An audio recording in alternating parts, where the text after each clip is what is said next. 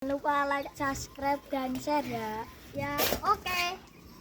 Assalamualaikum warahmatullahi wabarakatuh. Bismillahirrahmanirrahim. Tabarakalladzi nazzalal furqana ala 'abdihi liyakuna lil 'alamin nadhira. Allahumma shalli wa sallim ala sayyidina Maulana Muhammadin wa ala alihi wa sahbihi asma'in nama ba'du. Yang sangat kula hormati keluarga besar Raden Asnawi sedanten mawon, mulai Gus Hafid bin Ni'am bin Zuhri bin Raden Asnawi sedanten keluarga santri niki kudanan nggih niati dudusan nonton mawon. Terus riyen wonten cerita udan niku rahmat. Jadi nak sampean melayu saking udan berarti melayu saking napa? Rahmat. Terus cara berpikir niku udan niku rahmat. Terus termasuk tobat sing sah niku dawuh Imam Ghazali kon adus nganggo banyu udan sing ceblok langsung. Mergo nak liwat kenteng kadang kentenge iku hasil sumbangan proposal. Terus mun sing langsung mawon, sing liwat plastik mun mboten mandi niku. Mboten mandi niku sing niku mau sama niku. Terus dulu di antara syaratnya tobat niku dawuh Imam Ghazali niku adus udan sing perawan, maksudnya sing asli ceblok saking putih langit niku langsung sampean nombe. Nak tepak nggih tobat, nak mboten tepak nggih lara niku. Mergi asli. Terus kula matur nuwun sangat jenengan hormat teng Raden Asnawi. Beliau sekarang generasi keempat nggih, wonten sing generasi ketiga. Nasab kula kepanggih Raden Asnawi teng Asnawi sepuh. Terus Mbah Raden Asnawi gadah bah namine Abdullah Husnen, terus Ibu Ayu Sofiyah niku binti Asnawi sepuh. Kula buyut kula kandung damaran niku Hafsah binti Maksum bin Soleh bin Asnawi sepuh. Kenapa saya cerita zuriyah gitu? Terus satu peradaban, gini bahasa Indonesia mohon ya, kersane gaul. Satu peradaban itu yang bisa bangun itu zuriyah. Zuriyah itu komunitas gen. Meskipun nanti komunitas gen itu bisa disadap atau dibajak oleh orang-orang yang tidak gen. Jadi agak ilegal tapi itu sah. Karena sampean bisa misalnya kalah nasab sama saya, misalnya bilang nanti ketemu di Nabi Adam saja Gus gitu.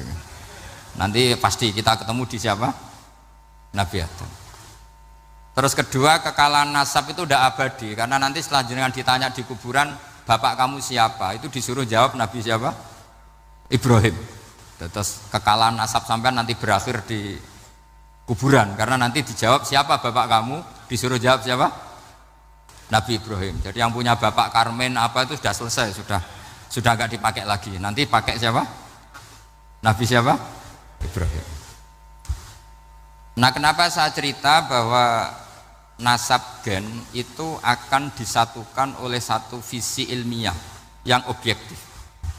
Gini ku dawuh Nabi Yusuf, wattaba'tu millata abai Ibrahim wa Ishaq wa Yaqub. Terus dawuh Nabi Yusuf, maka nalana an nusyrika billahi min syai'. Jadi saya ngikuti leluhur saya. Ini dengerin ya, saya ngikuti leluhur saya, yaitu Nabi Yakub bin Ishak bin Ibrahim. Leluhur saya itu siapa? Maka nalana an nusyrika billahi min syai', yaitu keluarga besar yang tidak pernah melakukan kemusyrikan. Ya, keluarga besar kami punya tradisi tidak pernah melakukan kemusyrikan. Dan bahkan itu dibahasakan tidak mungkin kita ini melakukan kemusyrikan. Maka nalana itu kira-kira kalau bahasa Indonesia itu kita ini tidak mungkin melakukan kemusyrikan. Nah, kenapa demikian? Itu berangkat dari logika yang permanen. Disebut yusabbitu Allahu alladzina amanu bil qouli tsabiti fil hayatid dunya wa fil akhir. Logika permanen itu begini misalnya. Kita ini kan hidup dari bapak dari ibu terus sampai Nabi Adam. Kemudian setelah Nabi Adam ini berakhir, kemudian kita mau tidak mau berpikir Nabi Adam itu siapa? Terus diterangkan ternyata Nabi Adam itu satu makhluk hidup yang mulanya dari tanah, lewat wahyu Allah, lewat titah Allah kun, kemudian jadi manusia yang bernama Adam.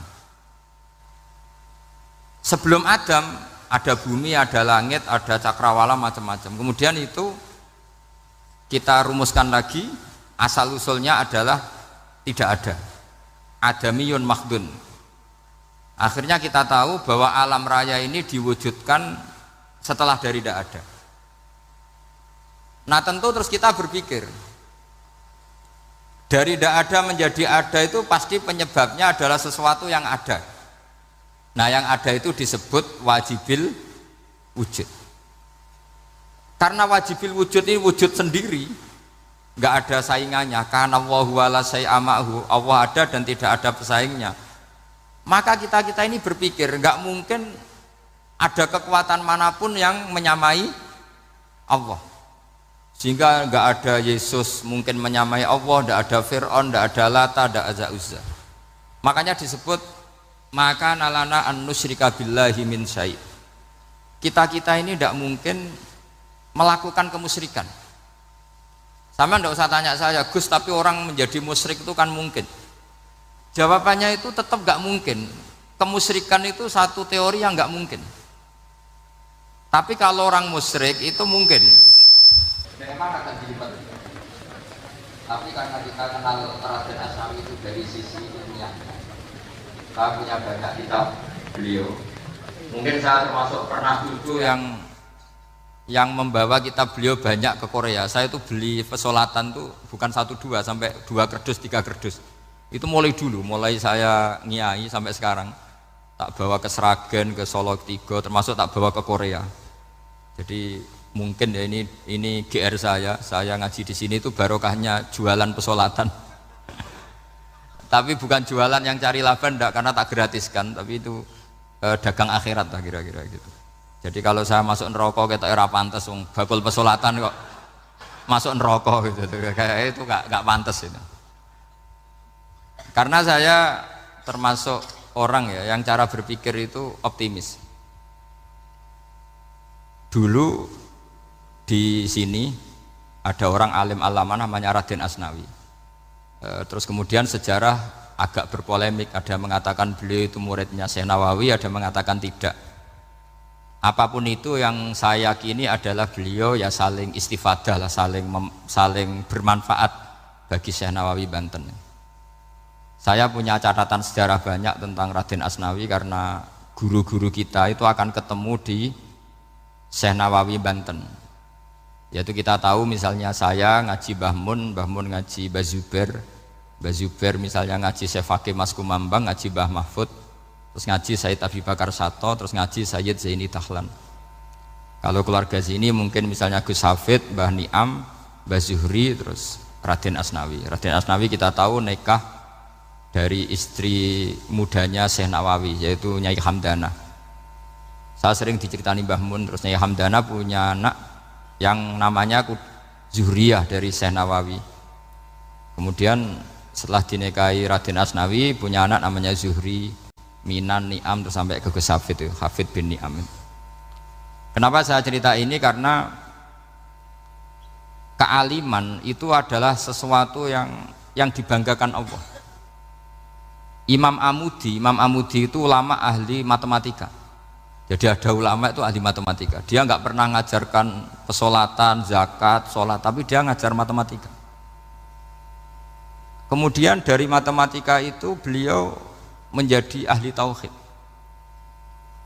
Sehingga nanti Mungkar Nakir itu nggak akan tanya dia marabbuka wa manabuka, karena dia punya rencana. Yang ngajar tauhid itu saya, kata. Jadi kalau dia akan marabbuka, pangeran kamu itu siapa? Malaikat malah dilawan. Kamu pernah ngajar tauhid? Saya ini guru tauhid.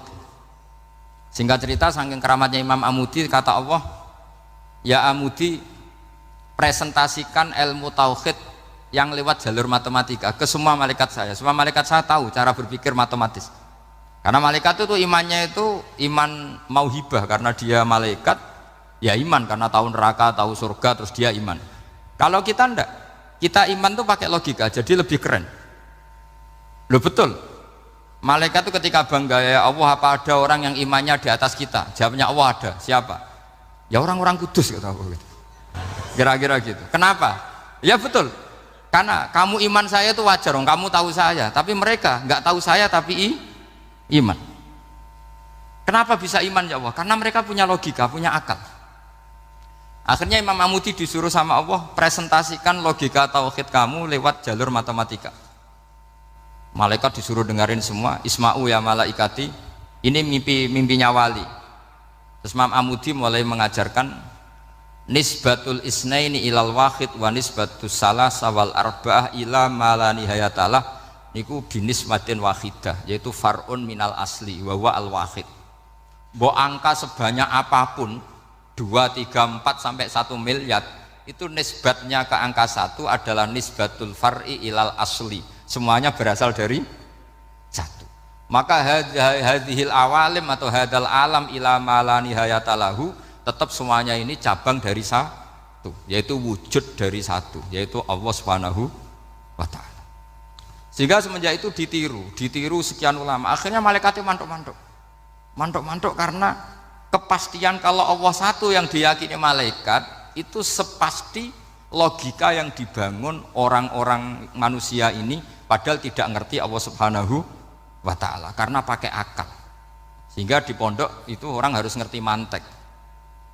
Orang mantek itu ilmu yang jelimet tapi menyenangkan. Biasanya sing sinau ambek rokokan, sawangannya kayak filosof. Jadi paling gak agak paham dia alasan. Yang penting nikmati rokok, tak pikir nikmati pemikirannya, ternyata nikmati rokok.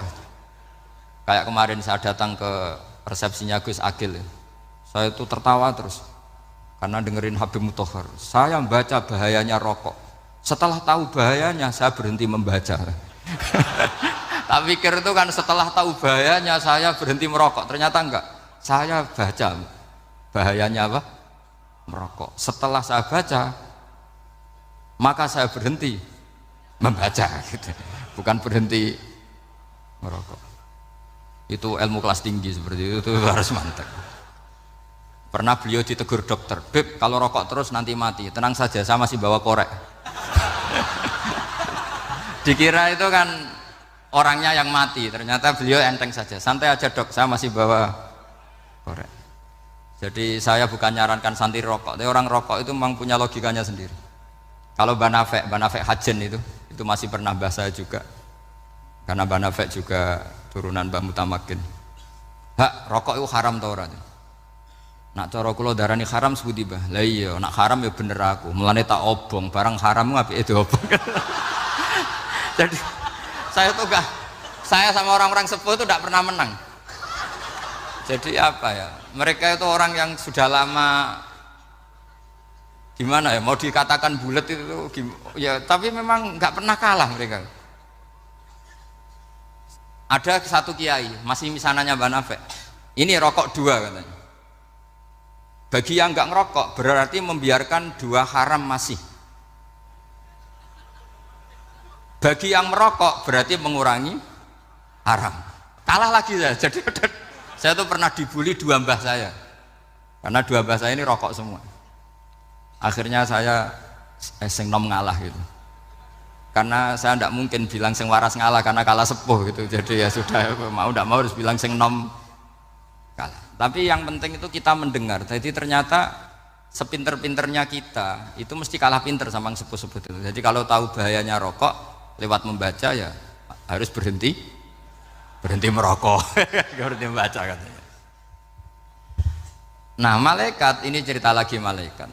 Saya memang dari awal niat hormat Raden Asnawi karena buyut-buyut beliau itu ketemu di buyut saya. Saya ini turunan Mbak Asnawi sepuh. Terus cuma buyut saya itu nikah Lasem, terus saya keceluk cucunya keluarga Lasem. Sebetulnya saya juga cucu Kudus. Tapi terus alhamdulillah sekarang kembali karena buyut saya menyuruh saya ngajar di Damaran, terus sampai sekarang saya ngajar di Damaran. Jadi buyut saya itu masih lahir di Damaran. Namanya Mbak Hafsah, itu Hamsah binti Maksum bin Soleh bin Asnawi sepuh. Sama seperti nasab di sini Raden Asnawi, Mbak Abdul Husnan, terus Nyai Ayu Sofiyah, terus Mbak Raden Asnawi. Saya mau cerita, jadi ilmu itu lebih keren kita.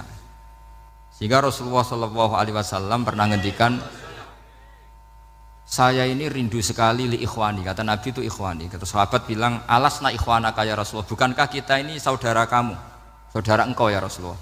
Tidak, antum ashabi, kamu itu sahabat saya. Siapa teman-teman kamu itu ya Rasulullah? Yaitu kaumun yang tidak melihat saya, kemudian iman kepada saya. Jadi mereka seperti kita semua di Kudus ini tidak melihat Rasulullah SAW, tapi iman sama Nabi. Dan ketika malaikat yubahi bikum malaika, Allah bangga dengan malaikatnya, membanggakan kita. Sampai malaikat itu sentimen, kok bisa ya Allah? Ya karena tadi, kamu iman sama saya wajar, karena kamu melihat surga, melihat neraka, melihat aras. Sementara orang Kudus coba ngelihat apa? Paling simpang 5, apa simpang 7 itu. Tapi imannya nggak kalah dengan malaikat. Kenapa nggak kalah? Karena tadi kita diajarkan bahwa nisbatul isnaini wassalasah wal arba'ah ila ma la nihayatalaha itu sama-sama nisbatul far'i ilal asli.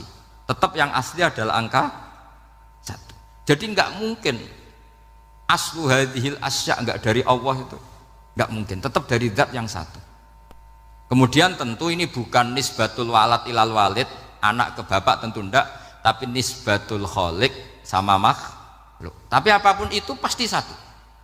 Sehingga Imam Amudi akhirnya masuk surga lewat jalur itu. Tidak usah lewat pertanyaan man rabbuka wa man nuka. Kelasnya disuruh ngajar malaikat. Saya punya rencana jadi pengajar malaikat nanti itu kan. Jadi orang-orang Kudus yang dapat barokahnya Raden Asnawi nanti jangan mau kalau ditanya man rabbuka wa man nuka. Kelasnya itu harus apa? Jadi gurunya malaikat. Karena bapak kita Nabi Adam itu keren. Nabi Adam itu adalah orang yang disuruh Allah dipresentasikan, dibanggakan Allah di depan para malaikat. Ketika ada malaikat yang agak hasut, tapi itu tidak malaikat papan atas, malaikat yang kebanyakan.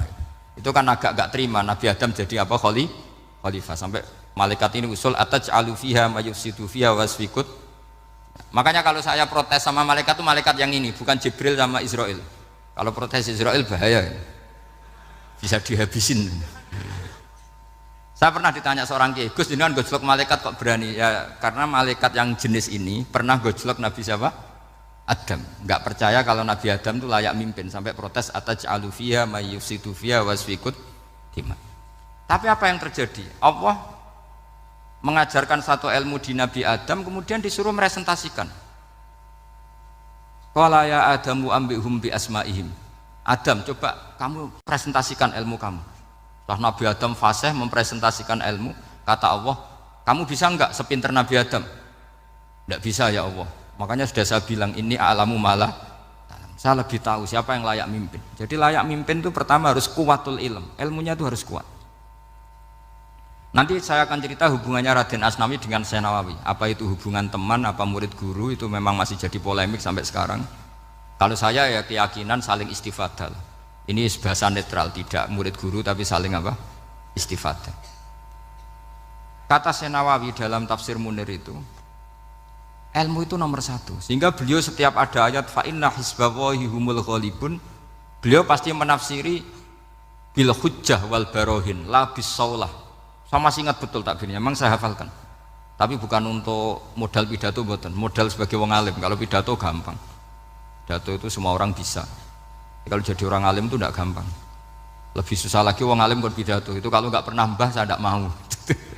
Karena memang saya terkenal nggak suka pidato. 1 memang nggak bisa. Nomor 2 tidak ingin. Nomor 3 ya rugi. Karena pidato itu nasib-nasiban itu. Kalau nasib baik kamu tidak paham itu, wah Gus Ba ilmunya tinggi sehingga kita tidak paham itu kalau nasib baik. Kalau nasibnya ada baik, nak ngendikan bulat sama itu tepak-tepakan. Dan Syekh Nawawi itu benar, Raden Asnawi juga benar, semua guru-guru kita benar. Karena agama ini sebetulnya bukan masalah negara, tapi masalah logika yang sehat. Uni Soviet itu pernah mengkooptasi Uzbek, Ceknya, Tajikistan. Itu 100 tahun.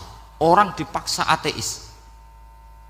Tapi orang-orang Uzbek, saya sering ketemu lama Uzbek, kadang ketemu di Korea, kadang di Malaysia. Orang-orang Uzbek itu punya basement di bawah tanah. Kemudian di bawah tanah ini mereka ngajarkan tauhid. Ngajarkannya ya gampang. Misalnya ini sesuatu yang ada, iya ini. Ini ada penciptanya enggak? Ya ada. Siapa? Tukang katanya. Yang penting itu enggak ada logika bahwa sesuatu yang ada disebabkan oleh ketiadaan. Lah orang komunis, orang ateis itu orang yang mengatakan alam ini didahului oleh nihilisme, oleh adamiyah. Masuk akal enggak sesuatu yang ada, penciptanya sesuatu yang tidak ada. Sehingga orang anak-anak Uni Soviet itu enggak pernah kepikiran membenarkan ateis, itu enggak pernah. Bareng Uni Soviet ada itu Glasnost Perestroika itu kemudian hancur, semuanya langsung menjadi negara Islam, termasuk Uzbek, Tajikistan, karena diajari ilmu, bahwa ilmu itu yang nggak pernah kalah oleh negara. Sehingga saking pedenya Rasulullah SAW ketika Sulhul Hudaybiyah, ini agak jelimet tapi gampang dicerna. Sulhul Hudaybiyah itu satu perjanjian yang semuanya merugikan Rasulullah. Yaitu kalau orang kafir masuk Islam disuruh mengembalikan ke kafir, karena kafir itu bagi mereka habitat, Islam itu hal yang baru. Tapi kalau orang Islam menjadi kafir nggak boleh kembali Islam, berarti kembali ke habitat. Semua perjanjian itu merugikan. Sampai masyhur Sayyidina Umar protes ke Rasulullah, jenengan masih nabi gitu. Itu kan ekstrim tanya, jenengan sampai sekarang masih nabi? Ya, saya masih nabi. Kenapa tanya demikian? Karena semua perjanjian merugikan Islam, menguntungkan orang apakah? Kafir. Semua sahabat sebetulnya persis Sayyidina Umar protes, kecuali Abu Bakar. Lama-lama akhirnya di antara perjanjian itu berbunyi begini. Tapi saya minta satu hal, orang boleh mendiskusikan Islam tanpa tekanan. Itu saja permintaan Nabi. Orang boleh mendiskusikan Islam secara bebas, tidak tertekan. Karena orang-orang kafir melihat itu hal yang biasa, ya nggak masalah Muhammad. Akhirnya orang diskusi, Islam itu apa sih? Islam itu orang yang menuhankan Allah. Allah itu siapa? Zat yang menciptakan langit dan bumi. Lama-lama orang kafir berpikir, wah keren, Tuhannya Muhammad bisa bikin langit dan bumi. Nggak kayak Tuhan kita, malah kita yang bikin. Jadi mulai debat itu terus ada yang cerita lagi. Saya pernah loh nyembah Lata, pas itu dikencingi luwak. Masa ailahun ya bulu ali sa'laban, masa Tuhan kok dikencingi luwak? Terus yang agak-agak ahli kitab ya diskusi lagi. Wah kayaknya Yesus tidak Tuhan, masa Tuhan kok kelaparan, lemes, wah repot nanti. Jadi makanya Allah ketika gojlok wa ummuhu siddiqah kana yakulani ta'am. Mal masih ibnu Maryam illa rasul qad khalas min qablihir Rasul wa ummuhu siddiqah kana yakulanit. Coba paradok enggak misalnya, kamu didolani Nabi Isa terus ketok lemes. Kenapa Tuhan? Saya agak sakit keroi dulu. Itu kan enggak kebayang itu. Punya Tuhan yang sakit setelah makan sehat terus. Kan enggak kebayang seperti itu. Ketika Nabi punya konsep Tuhan, Tuhannya Muhammad itu siapa? Yaitu zat yang la awalalah, zat yang pertama. Lalu Tuhan itu siapa? Tuhan itu yang menciptakan langit bumi. Tuhan itu siapa? Yang memulai segalanya. Lama-lama mereka berpikir, wah kalau gitu yang benar itu Islam. Maka kata Imam Zuhri, Syihabuddin Az-Zuhri, famaka nafathun fil islami a'zoma min sulhil Hudaybiyah. Innama kana an-nasu yatafadhaluna fil hadis wal munaza'ah. Semua teks riwayat itu ada kata wal munaza'ah. Orang bebas ngomong dan berdebat. Munaza'ah itu berdebat. Terus akhirnya falam yatakallam ahadun bil islami yaqilu syai'an illa dakhala fihi. Kemudian setelah berdebat dan mereka tahu Islam, pasti akhirnya masuk. Dan itu yang sekarang terjadi di dunia. Makanya saya pernah ditanya seorang profesor, Gus, kalau di Jogja ada sekolah perbandingan agama, menurut Anda gimana? Asal itu tentang agama enggak apa-apa. Tapi kalau yang dibandingkan umat Islam itu jangan. Karena nanti kalau di Indonesia kira-kira yang copet itu ditanya agamanya juga Islam, yang koruptor juga Islam. Jadi kalau yang dikaji Islamnya enggak apa-apa, tapi orangnya jangan kata saya. Karena yang bulat ya banyak, yang enggak sholat ya banyak. Tapi kalau Islamnya saja, misalnya adu konsep tentang Tuhan. Masyhur kita mungkin banyak yang melihat itu debatnya Stanley Fischer sama Ahmad Didat itu. Tuhan kamu siapa ini itu sama Didat cerita Tuhan saya itu lam yalid walam yulad walam yakul lahu kufuwan. Itu spontan ada seorang mahasiswi bilang, sepertinya Tuhan Anda lebih menarik. Karena Tuhan Anda yang menciptakan langit bumi, yang Tuhan ini kok lahirnya sudah di bumi, masa lahir-lahir langsung jadi Tuhan. Jadi akhirnya falam yatakallam ahadun bil Islam yaqilu syai'an illa dakhala fihi. Sehingga agama ini apa? Agama itu adalah kalimat tauhid. Kalimat itu apa? Logika yang terbangun. Nah, ketika logika itu terbangun, maka disebut yusabbitu Allahu alladzina amanu bil qaulis tsabit fil hayatid dunya wa fil akhirah. Allah itu akan menetapkan satu kaul, satu presentasi ilmiah atau satu kesimpulan ilmiah. Yang kesimpulan itu nyata benarnya. Dan ini akan nyata terus baik di kehidupan dunia maupun kehidupan apa? Akhirat. Seperti Allah sebagai Tuhan. Itu akan nyata terus. Di dunia Allah ya Tuhan, nanti di akhirat juga Tuhan. Tapi Tuhan selain Allah, maka menjadi Tuhan ini nunggu ada yang menuhankan. Misalnya Fir'aun itu jadi Tuhan karena ada yang menuhankan. Sekali dia mati, dia sudah aset wisata, bukan Tuhan lagi. Makanya gejolokannya orang ulama Arab, kalau ketemu ulama Mesir, kalau gejolokan itu lucu. Orang Arab, ada Abu Jahal, Abu Lahab, penggaweane ngusir Nabi gitu. Itu gejolokannya ulama Mesir. Kata ulama Arab, kamu gayanya benci Fir'aun, tapi rizki kamu dari wisata melihat Fir'aun. Itu gejolokannya ulama Arab sama ulama Mesir. Sehingga agama ini mengajarkan apa? Satu kalimat. Makanya kamu harus belajar mantek. Dulu Raden Asnawi ya pengajar mantek. Dulu buyut saya di sini Mbah Fauzan, abahnya Mbah Pah itu, mbahnya itu juga pengajar mantek.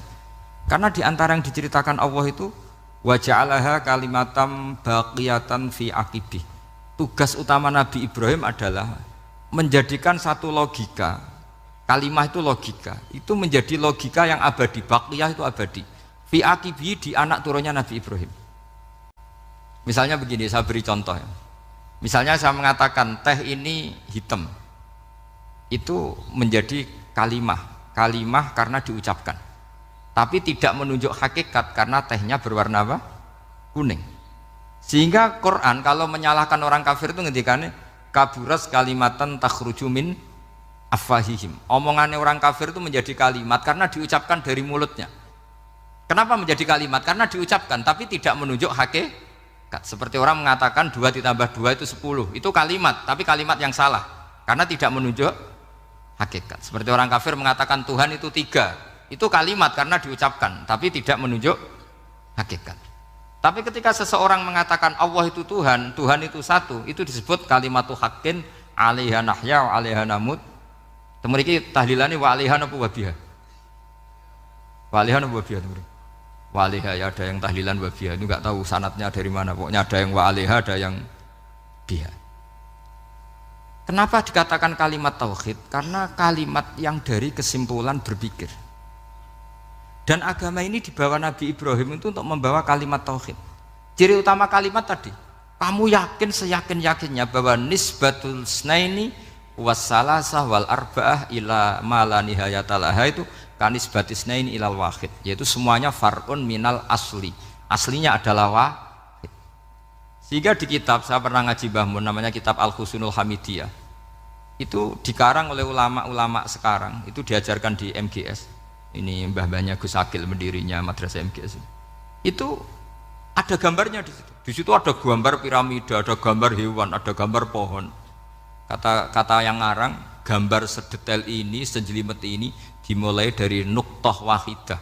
Tetap dimulai dari satu titik. Dan ini disebut nuqtatil wujud. Jadi mbok orang kudus sebanyak ini tetap dimulai dari satu orang, yaitu Adam. Adam dimulai dari ketiadaan. Lalu siapa al-mujid? Pewujudnya siapa? Hanya Allah Subhanahu wa ta'ala. Sehingga ulama-ulama termasuk Syekh Nawawi itu paling suka ngendikan semua makna Quran dikumpulkan di Fatihah, Fatihah dikumpulkan di Bismillah, Bismillah dikumpulkan di Ba, karena di Ba itu ada titik nuqtatil wujud, yaitu disingkat bi kana makana wa bi yakunu ma yakun. Karena saya, kata Allah, semuanya akan ada, dan karena saya yang enggak ada, semuanya suatu saat ada. Disebut nuqtatil wujud. Nah, kita meyakini kalau Allah satu itu seyakin-yakinnya, karena enggak mungkin angka enggak dimulai dari angka satu. Begitu juga gambar seapapun julumete. Misalnya sampean gambar zaman saya kecil, gambar paling favorit itu apa kambing bertarung. Itu gambarnya kan susah. Daripada gambar kambing bertarung susah terus dibikin kotak saja tembok. Kalau tanya gurunya gambarnya mana? Di belakang tembok Bu. Ini itu dulu saya diwarai anak-anak nakal ya. Jadi semua satu gambar itu disuruh gambar harimau, yang satu disuruh gambar kambing bentrok, yang satu disuruh gambar matahari, semuanya kotak semua. Ini itu Bu, gambarnya di belakang apa? Tembok. Maka nggak kelihatan kata. Jadi gurunya kalah cerdas. Yang guru itu sebenarnya nggak pernah menang, karena murid itu lebih pinter. Itu teman saya dulu kalau ngaji itu kalau tes itu ngerpek baca, gurunya marah, kamu tes kok baca? Enggak ngerpek Bu, ini belajar di kelas.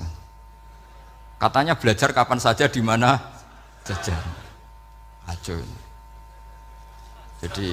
Jadi apa ya, orang itu kadang yang salah itu lebih masuk akal kadang-kadang ini. Saya teruskan ya supaya ini dapat barokahnya Raden apa? Asnawi. Saya mohon sekali ya, kalimatul haqqin itu harus kamu jaga. Caranya jaga ya tadi. Kalau kamu tidak bisa ilmu mantek, misalnya al-alam mutaghayyir wa kullu mutaghayyir hadis la budda min muhdits, itu kenjelimetan. Pakai saja teori umum bahwa gambar apapun jelimetnya itu dimulai dari satu titik. Karena nggak bisa, nggak dimulai dari satu titik tidak bisa. Maka alam apapun jumlahnya nggak terhingga tetap dimulai dari al-wahidul qahar, yaitu satu titik. Yaitu dalam konteks tauhid tentu itu Allah Subhanahu wa ta'ala. Sehingga Nabi Ibrahim itu orang paling sukses bikin waja'alaha kalimatam baqiyatan fi aqibi. Terus Nabi Muhammad begitu, sahabat gitu, sampai kita sekarang diajari ilmu mantek. Ilmu mantek itu logika yang nggak terbantahkan. Karena mau tidak mau. Kata Imam Syafi'i, fa innal uqula muttarratun ila qabulil haq, karena akal akan dipaksa menerima kebenaran. Dan itu yang terjadi di Uni Soviet. Dikooptasi 100 tahun untuk berfaham ateis, dilawan oleh ilmu tetap menanamkan ilmu tauhid, ilmu mantek. Ketika Uni Soviet secara politik runtuh, semuanya menjadi muslim, termasuk negara-negara yang dulu dikooptasi.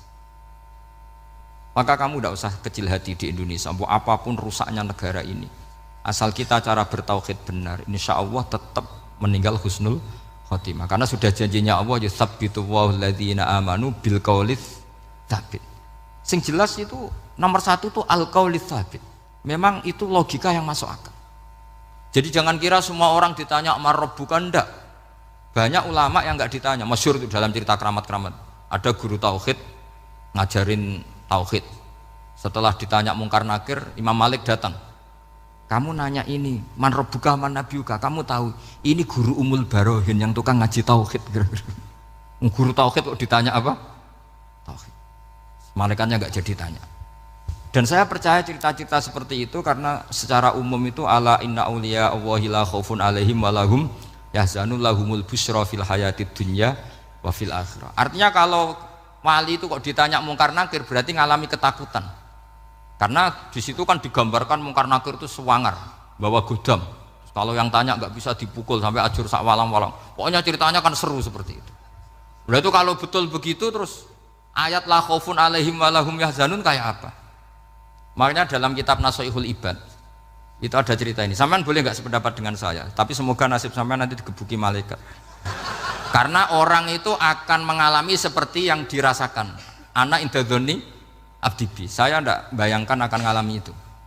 Makanya saya ini ngajar tauhid terus. Paling tidak kalau ditanya marabbuka man nabiyuka, sampean tahu profesi saya ini pengajar tauhid. Dan biji saya 9. Dulu saya di MGS kalau ada teman bijinya tauhid kok 4, segala ahli swarga, tauhidnya jeblok. Dari kalau bijinya 4 segala ahli swarga, tauhidnya apa? Jeblok. Tapi yang bijinya 9, ahli swarga, tauhidnya itu. Saya dulu bijinya 9. Terus 9 terus sampai tamat. Karena nggak ada biji 10. Karena kalau 10 itu kan terlalu sempurna, nggak baik lah manusia kok sempurna gitu. Jadi sudah 9 aja kan gitu. Tapi sebetulnya pantasnya ya dapat 10. Mergo saake, mergo tenan enggak tahu saya.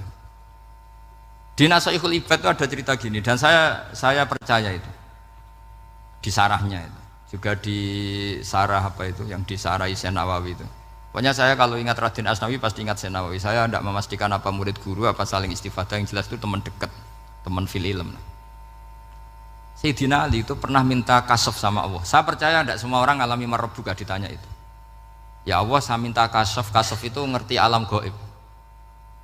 Ingin tahu Umar. Jadi diam-diam Sayyidina Ali itu ya mangkal sama Sayyidina. Wong kok kerase ngono. Angger wong kok tahu disentak. Jajal wani nyentak malaikat ora, itu kata Sayyidina. Jadi dia minta kasyaf karena kenangannya dia melihat Umar itu semua orang pernah disentak sama Sayyidina Umar itu. Maka Sayyidina Ali minta kasyaf. Ya Allah, saya ingin melihat Umar menghadapi mungkar nakir. Masih garangkah apa enggak? Itu dah, itu tidak. Minta kasyaf. Pas kasyaf beliau bangun dari kubur, duduk. Dilihat sama Sayyidina Ali ini ngalami kasyaf. Sama ndak usah tanya. Wong ndak wali kok tanya. Ya sudah, pokoknya percaya aja. Akhirnya malaikat mungkar nakir datang. Itu di situ digambarkan matanya itu kalkidril mughalla, kayak apa itu? Panci yang dibakar. Wah, wow, seru. Seneng Sayyidina Ali. Baru ini kamu akan takut gitu. Tapi ternyata enggak. Umar bangkit disewentak orang tua itu. Kamu tahu menghadapi siapa? Yang sopan gitu. Oh, ada sontak. Kewaget malaikatnya itu karena enggak pernah ngalami disentak. Mungkin itu pertama. Kewaget. Memangnya kamu siapa? Saya ini teman kekasih Tuhanmu. Saya yang diandalkan temannya sebenarnya bukan dia. Ana sohibu habibillah. Saya ini temannya kekasihnya Allah. Jadi dia ngandalkan temannya sebetulnya, bukan ngandalkan dirinya. Oh, kamu temannya Nabi Muhammad? Iya, saya Umar, temannya Nabi Muhammad. Kamu harus hormat sama temannya kekasih Allah. Wah, terus semulai itu. Akhirnya matur Allah. Ya Allah, apakah prosedur seperti ini bisa dinego? Terus sama Allah. Oh iya katanya. Kamu kalau menghadapi kekasih saya jangan seperti itu katanya. Semenjak itu beliau sopan santun, dua mungkar nakir gitu. Jadi ini berita gembira. Jadi sebetulnya itu enggak. Tapi kita ini kan enggak punya nyali nyentak mungkar nakir. Semoga dengan gelar kita doktor tafsir, doktor tauhid gitu. Atau paling enggak guru kutsiyah tauhid gitu.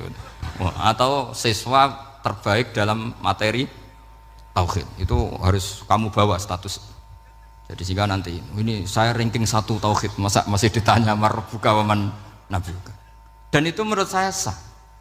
Sama nggak usah protes takbirin tiga, susah usah takbiran. Pokoknya takbirnya adalah wali-wali itu la khaufun alaihim walahum ya, mereka tidak akan mengalami ketakutan baik kehidupan dunia maupun kehidupan akhirat. Bahkan para malaikat itu mengatakan ke wali-wali nahnu awliyaukum fil hayatid dunya wa fil akhirah. Kita ini teman kamu, saudara kamu, mitra kamu. Masa mitra kok nutui itu kan nggak fair. Dan menurut saya paling efektif itu apa? Kamu harus punya rumus tauhid kayak Imam Amudi menemukan Tuhan. Imam Amudi itu menemukan Allah itu lewat ilmu matematika. Dan itu Allah saking senengnya disuruh ngajari para malaikat. Wa ya malaikati isma'u. Kamu harus mendengar, ini orang alim saya yang ahli matematika. Tapi justru itu ngerti bahwa asal usul alam itu minal wahidil qahar. Dari zat yang satu. Akhirnya Imam Amudi mulai ngajar tuh. Nisbatus naini wassalah sawal arba'ah ila mana nihayatalaha iku kabeh iku far'ul wahid.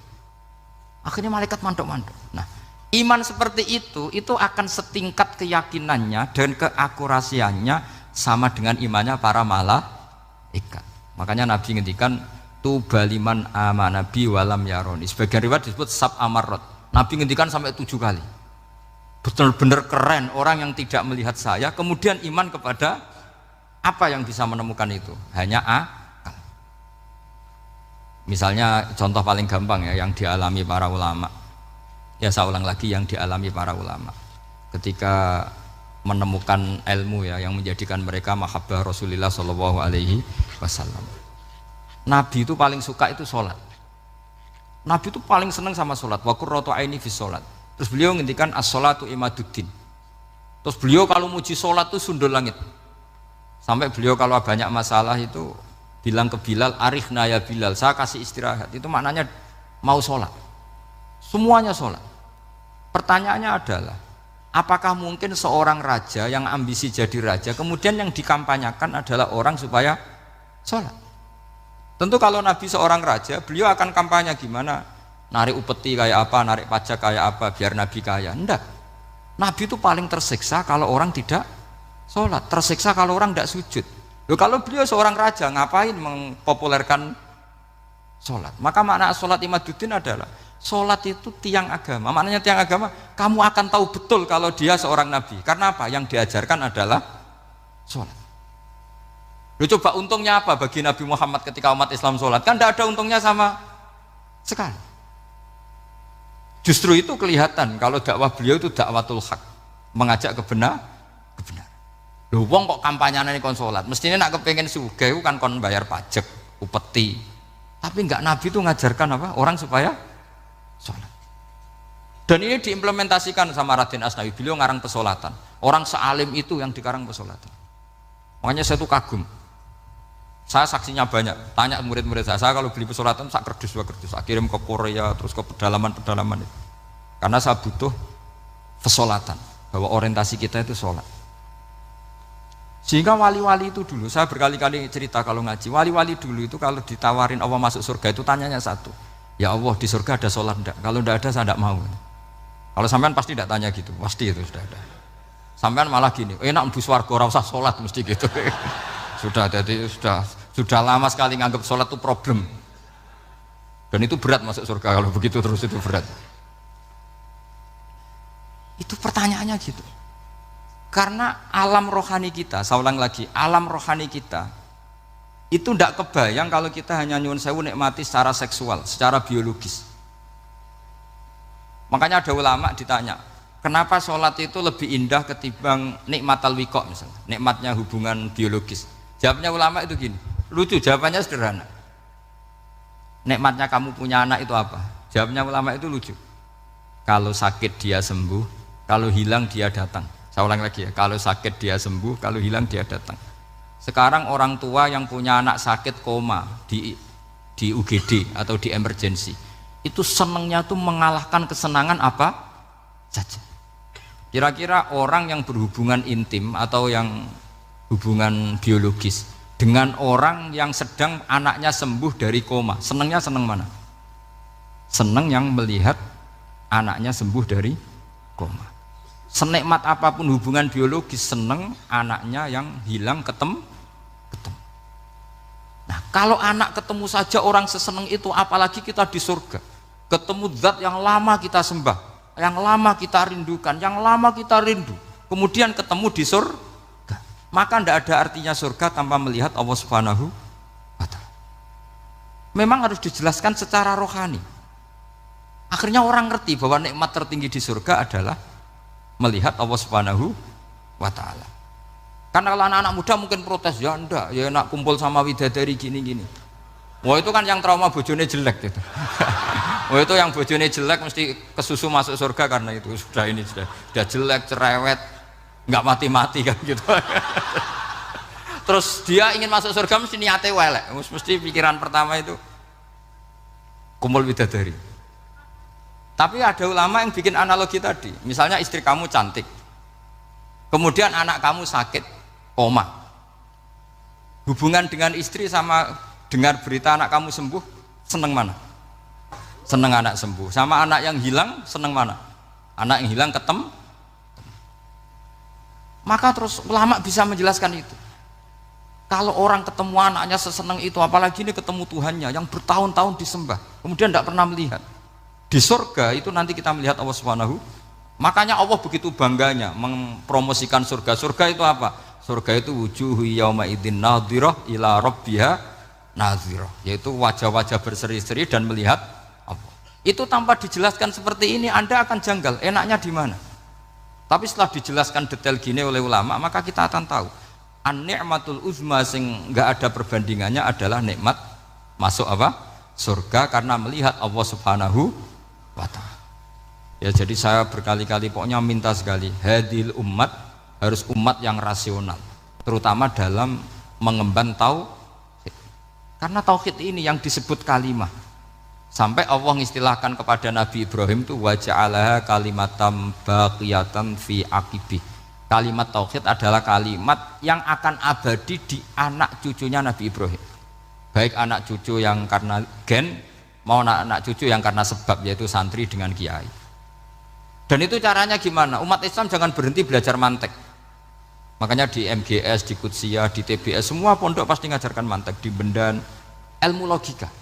Itu tadi, kalau kamu tidak bisa menemukan tauhid dengan cara tadi, dengan cara al-alam mutaghayyir wa kullu mutaghayyir hadis la budda min bukhtis, paling tidak pakai ilmu yang dilakukan Rasulullah SAW. Yaitu masyhur itu, saya sering cerita di mana-mana. Ada orang namanya Jubair bin Mut'im, Muhammad bin Jubair bin Mut'im. Itu dulu dia kafir. Dia orang pinter sampai dipasrai jadi negosiator untuk mengurus tawanan perang Badar yang ditawan Rasulullah SAW. Ketika datang di Madinah, delalah pas maghrib, Nabi baca wattur wa kitabim mastur. Di antara ayat yang dibaca Nabi itu am khuliqu min ghairi syai'in. Masa manusia sebanyak ini kemudian mereka diciptakan oleh ketiadaan. Min ghairi syai'in itu oleh ketiadaan. Masa alam raya yang wujud ini, alam raya yang punya eksistensi ini kemudian penciptanya adalah ketiadaan. Padahal wal adamu la yakhluqu wa la yu'assiru wa la kadza wa kadza. Tentu sesuatu yang tidak ada itu tidak bisa dikatakan sebagai pencipta. Wong nggak ada, jadi faktor saja nggak mungkin apalagi jadi pencipta. Itu Nabi habis sholat langsung beliau sungkeman, ya Muhammad, saat ini juga saya iman. Karena logika yang dibangun ayat yang kamu baca itu menghabiskan semua logika saya. Intinya logika tauhid itu akan mengalahkan semua teori non tauhid. Itu yang disebut bal naqdhifu bil haqqi 'alal batili fayadmaghuhu fa idza huwa zahib. Kebenaran tauhid itu akan menghancurkan kekuatan apa saja. Fayadmaghuhu itu di tafsir Tobari disebut dorbatan tasujud dimah. Satu pukulan sing sampai menjadikan otak itu hancur. Lainnya disebut damagho, dimah itu maknanya otak. Maka kamu usah khawatir kalau Islam didiskusikan di Uni Soviet, didiskusikan di Kanada, didiskusikan di Korea, pasti kalimat tauhid akan mengalahkan kalimatul batil. Pasti ja'al haqqu wa zahaqal batil, innal batila kana zahuq. Tapi syaratnya kita harus kuat. Makanya saya ini senang sekali yang namanya ngaji itu, saya senang. Karena saya tadi bercita-cita ingin jadi dosen setelah mati. Karena di dunia sudah tidak jadi apa? Dosen. Saya ingin seperti Imam Amudi. Pertama ketemu Allah, beliau disuruh ngajar malaikat tentang ilmu apa? Matematika yang mengarah ke tauhid. Jadi diajarkan, kamu tahu angka 2, angka 3, angka 4, semuanya bersumber dari angka 1. Berarti semuanya berawal dari 1. Gak tahu setelah itu malaikatnya dites lagi apa enggak, tahu. Pokoknya pas itu malaikat ya paham semua, oke. Kayak apa hebatnya umat Rasulullah Shallallahu Alaihi Wasallam? Karena akalnya kuat. Sehingga kita harus kuat. Sehingga kalimat yang benar disebut kalimatul haqqin 'alaiha nahya wa 'alaiha. Nah, kalimat yang salah disebut kaburat kalimatan takhruju min afwahim. Kalimat menjadi kalimat karena diucapkan, tapi tidak menunjuk hakikat. Kayak ini misalnya, ini tutup, ini putih, terus saya katakan hitam. Berarti saya mengatakan ini hitam sebagai kata-kata karena diucapkan, tapi tidak pernah menjadi hakikat. Karena hakikatnya ini putih. Itu hebatnya Quran. Makanya Quran kalau gojlek orang kafir itu, gojlek orang kafir itu disebut apa? Kaburat kalimatan takhruju min afwahim. Tapi untuk kalimat tauhid dikatakan apa? Yusabbitu walladzina amanu bil qaulif tsabit fil hayatid dunya wa fil akhirah. Sebagian disebutkan wa ja'alaha kalimatam baqiyah. Kenapa kalimat tauhid itu kalimat yang abadi? Karena Allah sebagai Tuhan di dunia juga sebagai Tuhan di akhirat, dan selalu Tuhan pada masa yang tidak terbatas. Itu disebut wa ja'alaha kalimatam baqiyah. Kemudian umatnya Nabi mengganti kalimat yang gampang. Allah punya sifat baqo, punya sifat akhir. Maksudnya akhir itu la akhiralah. Terus semuanya yang paham ya alhamdulillah, yang enggak paham dikon ngapal wujud kidam baqo mukhalafatul hawadisi qiyamuhu binafsi wahdaniyat kudrat irada. Wes paham. Langkok sing rada alim terus roh bedane iki sifat ma'ani iki maknawiyah. Cara Mu'tazilah ngene, cara ahli sunnah ngene. Wah itu sudah kejlimetan bocah. Sementing pokoknya wujud hitam. Nah, kenapa pertama yang disebut wujud? Karena yang membedakan kita dengan paham ateisme itu ya sifat wujud. Yaitu mereka mengatakan alam raya ini dimulai dari ketiadaan. Wah itu akal mana saja itu nggak bisa nerima, masa ketiadaan menciptakan sesuatu yang ada. Maka kata Ibnu Hajar al Asqalani ketika mentafsirkan mensarai hadis Salasun mangkunna fihi wajata halawatal iman. 3 hal ini kalau kamu faham maka menemukan manisnya iman. Manis itu enak. Terus kata Ibnu Hajar al-Asqalani, masih ingat betul dalam sarahnya Fathul Bari, wa yusamma inda ahlil aql, misalnya al-iltizat al-aqli. Agama ini mengajarkan kenyamanan cara berpikir. Coba kalau sampean seorang doktor atau seorang profesor atau seorang pinter, kemudian kamu dipaksa mengimani bahwa alam ini diciptakan oleh ketiadaan, itu bisa tidur gak? Oh, tidak bisa tidur.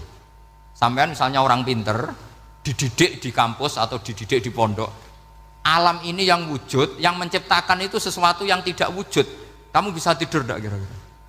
Ini guru apa? Ini sarap ini. Mosok hadil maujudat khalaqahal adam, sesuatu yang wujud diciptakan ketiadaan.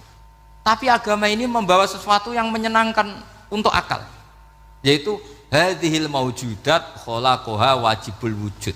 Maujudat yang wujud ini diciptakan super maujud, yaitu oleh bahasa pondok disebut wajibul wujud. Kan terus seneng, wajar dong kalau sesuatu yang ada diciptakan oleh yang ada. Nah tentu ada pencipta, terus ada super, disebut wajibul wujud. Kan terus enak. Itu kata Ibnu Hajar al-Asqalani disebut wajada halawatal iman. Sehingga kita tidak usah khawatir. Makanya saya itu termasuk orang yang nggak khawatir. Apapun rusaknya dunia ini, kacaunya dunia ini, akan kalah dengan kalimatut tauhid. Karena kalimat ini ketemu apa saja pasti menghancurkan. Yaitu disebut bal naqdhifu bil haqqi 'alal batil fayadmaghuhu fa idza huwa zahid. Kalimat hak ini akan menabrak apa saja. Dan yang ditabrak pasti hancur. Makanya sampai tidak usah khawatir, misalnya ada negara ateis di Cina, di Korea, kita yakin asal yang diteliti itu agama Islam pasti menang. Nah yang susah kalau yang diteliti orang Islam, itu susah. Karena yang copet kadang-kadang ya umat, apalagi di negara yang mayoritas muslim, nanti copetnya, premannya, koruptornya semuanya beragama Islam. Makanya kita hanya punya pilihan 2 itu, umat Islam dan Islam yang kumat itu dok. Kalau tidak umat Islam ya Islam yang kumat. Tapi kalau kalimat tauhid itu kalimat yang aman, tak jamin 100%. Sehingga saya itu kalau ditanya profesor Pak Bahak, kalau suatu saat Indonesia jadi negara yang sangat terbuka, kemudian ada sekolah perbandingan agama, menurut Anda prospek Islam gimana? Saya jawab, asal yang dikaji Islamnya bukan orangnya, pasti Islam tetap prospek. Asal yang dikaji apa? Islamnya, bukan orangnya. Kalau orangnya ya Masya Allah, ya itu tadi, kalau tidak umat Islam ya Islam yang umat. Ya ngoten mawon, pokoknya ini mungkin untuk barokah napa Raden Asnawi, untuk barokah ngaji kalimat tauhid. Terus sampean kudanan nih kula mboten sakake, tak anggap untuk rahmat ngoten mawon nggih. Terus karena tadi di antara syaratnya tobat kata Imam Ghazali itu pernah kena air hujan langsung turun dari langit. Ya itu jelas itu di Ikhya itu, karena ahalul halal adalah alma an-nazil minas sama. Halalnya barang paling halal adalah air yang pertama turun dari langit. Tapi kalau yang sudah lewat peci ini sampai itu masalah itu. Kadang pecinya kan temannya gasap macam-macam itu, atau beli lewat nyentak orang tua, ya masalah lah. Tapi ya lebih baik yang pakai peci timbang yang enggak, lebih sopan gitu kan. Tapi yang enggak pakai peci ya enggak apa-apa, karena langsung kena apa? Hujan. Jadi pokoknya yang ingat-ingat ya, yusabbitu Allahu alladziina aamanu bil qawli tsabit. Assalamualaikum warahmatullahi wabarakatuh.